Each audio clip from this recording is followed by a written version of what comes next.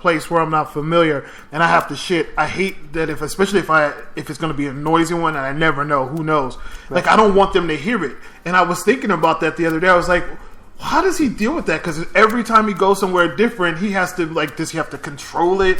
Like, I mean, and what if there's no toilet paper in there? Like what do you do? You have to ask for toilet paper. Oh my god! Because you can't do the little walk with the pants down and then because that's probably not. That's probably frowned upon. Right. So you said that because sometimes the shitting arrangement is pretty awkward. Like sometimes they will have like a bathroom that's connected to the kitchen. And to the kitchen? Or like the bathroom, like there's a door, but the bathroom's like right there next to the kitchen, and or the bathroom's like right there next to the living room, and so anything can be heard, and you take a shit, and it's you're gonna and if you're shitting, you can, and it's in the kitchen, it'd be like either there's cabbage being cooked, or our guest is doing a nasty. Yes. And yeah, because I was thinking about that. I was like, "Ooh, I would never shit for 5 years." No, I just wouldn't. Shit. I'd be like, you know what? Yeah, I'm bloated, and I don't feel good. No, thank you. I won't have any of that because I don't want to shit. Yeah, because that would be one of those things where I would be like, "What if they hear me?" Right. You know. And I'm sure sometimes they do. Yes. Of course, but you have to get over that. Yeah? You have to. Yes. Oh, now how do you like masturbate? That's a good question. Same way, have to go sneak off to the bathroom or whatever. Sometimes, like my host will have like a guest bedroom that I'm gonna be staying in, and then I can do it there if I feel comfortable. But usually it's a bathroom. Do you like? How do you do? Do you use like porn as your reference, or do you just try to just do imagination? Imagination. Yeah, because you probably don't want to cause any attention. Yeah. Yeah, because I would be like.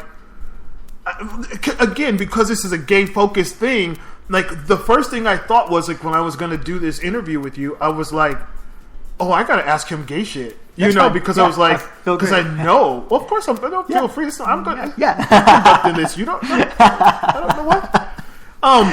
I was like, I know he's got to jack off, so what does he do? Well, of course, the dudes who you're into, and you can do it mutually. Right. But when you're... Well, now I can't. Marco would be like... Yeah, we knew Marco was coming up in this. You know what? I wish we had done this interview 2 weeks ago so we could get the real answers out of him, because all of a sudden, Marco's he's just like, all of a sudden, because I really thought, like, I swear to God, 2 weeks ago, I had all this shit prepared. I wasn't prepared for an engagement, and now I'm like, he's giving me... You know what? Marco's going to have to deal with this. We're going to have to... Because you're only 6 months into this journey. I know. You're going to fuck. Oh, you're going to fuck. You're going to fuck a lot. Especially when you get to the West Coast. Are you kidding me? Man, are you kidding me? Your ass is going to be... I don't know if you're a top or a bottom, but you're a top. Oh, yes. Your dick is going to be sore. So, yeah, Marco, just get ready. Because your little friend over here... I don't know. I'm going to be silent. I'm not. So here's this is a serious question. Seriously, this is real serious. Like, what do your parents think? Whenever I came out in 2008, I was disowned by my parents, by my whole family. So there are some that hung around, but for the most part, my whole family disowned me. Oh, well, you know what? That sucks. Yeah. Well, I mean, I have no family either, but my mother and I were really close, and she passed on. So it was like, that was my family. But it wasn't like, there was no, oh shit, my earpiece fell out, so you're going to just deal. So, my mother didn't disown me. We literally had the best relationship ever. But I don't know what it would be like if she would have been, been like, oh, I don't want to know you. So, I know this is a little bit of a departure, but what was that like? It was challenging. It was very tough. Yeah. But I had to get to the point of realization that wasn't my decision. Like, I had no say in it. Like, I'm gay. I was born gay. I don't have any say in changing that. And her, like, for instance, my mother, her point of view was, whenever you change your mind, I'll accept you back. Okay. But until then, I wish that all gay people were dead.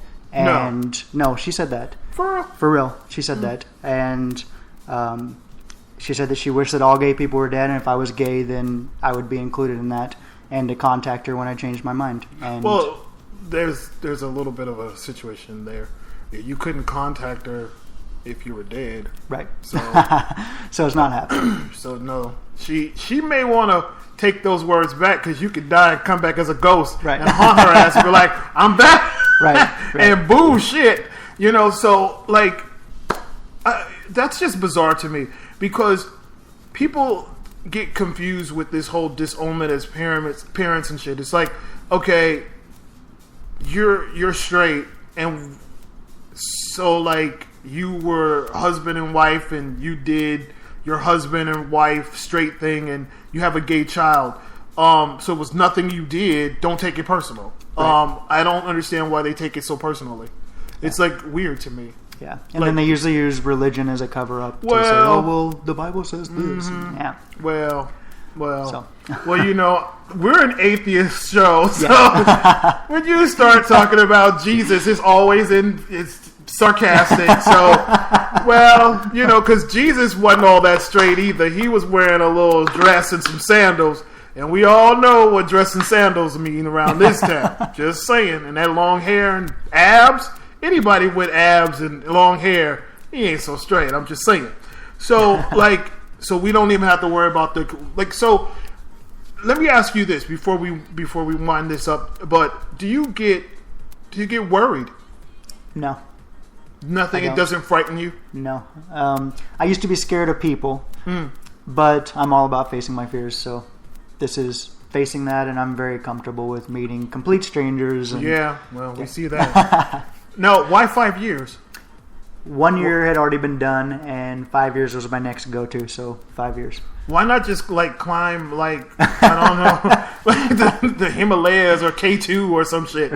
Why this? Like I said, my fear was meeting people. I wanted to embrace that fear and accept that challenge, and so I challenged myself, and that's what I'm doing. Traveling around meeting people. Well, look at that. I tell you, I'm serious. I was so excited, and he was and he's so unorganized. I was like, well, what time are you coming? Well, I really don't know, because you know me, y'all. I was like, well, then you know what? I got shit to do. So I was very excited about meeting you, and for my own purposes. It was more or less I want to see how truly bizarre and insane this person is. And now that I've met you, I don't think you're crazy and bizarre at all. I think you're just odd. No, I think you're really. I think you're passionate, and I think passion is driving you to do this, and I think that is what art is. It's like this divine passion that so many people wish they had. Because at the end of this, somebody is gonna wish they had done it themselves, right? And you'll be the person that says that you did it, and then there'll be somebody that's like, well, I'm going on a 10-year journey, and you were like, good with that, girl. Good luck with that. Inspiration. I like it. Yeah. Do you want to be somebody's inspiration? I'm open to it. I don't. It's not a goal of mine. It's not something I chase after. But I'm open to being someone's inspiration. Okay. Well, look at that. I swear, this went. Look, we only do 45 minutes here. Look at that. It's 38 already. Yes. We're going to be winding this up. Is there anything you want to say? No, just thank you for listening. No? Thank you for happening. What the hell? You're going on a 5-year journey, and you don't have shit to say. You're just no, I'm good. I've said it all in 38 minutes. I'm good. What is this? Don't buy the book. When the book comes out, don't even buy it. Don't get it. Because everything you need to say, he's already said it. It's already done. What is this? Oh my God, the worst guest. He's my first guest, and this is what I ask him. I'm thinking, let me give him that showcase showdown. Is there anything you want to say, Johnny? No. And then he goes, thanks for having me. That is so cliche. Who doesn't say that? Come on. Really? God, Marco has messed you up in a week. Love really has messed you up in a week, Jesus. Yes. It's done for you, man. Done. I got nothing. Well, you guys, I'm so glad you listened. This is what I do, and you gotta admit, having a guest was fun. I mean, I don't really get to do this very often with guests, but I want to say that he was a very good guest today, and I enjoyed having him. And now I have to spend the night with him. Not sure how that's going to go, but we're going to see. I got a lot of questions to ask him, so I'm going to ask. But anyway, you guys, listen, have a good rest of your week. And I'm going to say this one more time. So do you have anything you want to say in parting? Yes. Check out my other host and people I've met on 5yearjourney.com. Well, look, he actually did have something else to say. Can you believe it? I swear to God, people just change their minds. That's what I'm telling y'all. 5 years, he's going to be married to somebody named like John or some shit. So we're going to check back. But listen, you guys, thanks for tuning in and have an awesome week. And I will talk to you next Saturday. Maybe I can find another host who's going on maybe a 6-year journey, and we can talk all kind of shit about him when he be like, well, he was only going to do 5. So, anyway, I will talk to you soon, and thank you so much for listening. You can always reach me, ask questions. You know what?